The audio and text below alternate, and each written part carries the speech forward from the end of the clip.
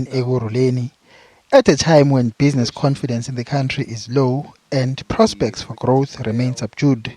He says government and the private sector need one another in order to succeed in what they want to achieve. South Africa needs a social contract for growth, transformation and jobs. Government needs the private sector.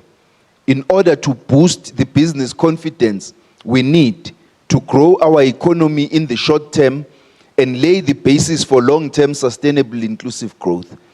But the private sector needs government too, to achieve their own goals.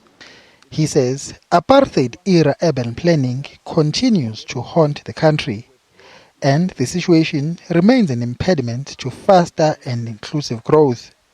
In the past, poor, working class, black people were placed in townships that were far from economic and social opportunities, with poor quality services, little access to acceptable housing and very poor transport services.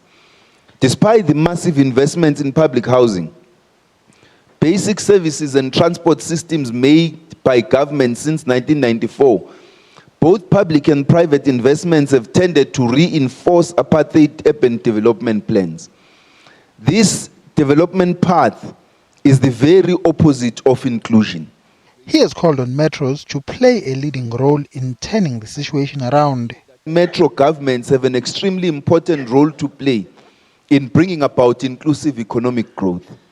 Targeted public interventions are required to catalyze new forms of integrated urban development.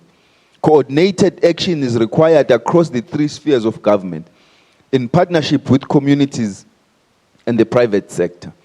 Metros need to play a leading role in coordinating and leading this inclusive growth agenda. His message was well received by the local investors. Mbongeni Mutua, SABC News, Johannesburg.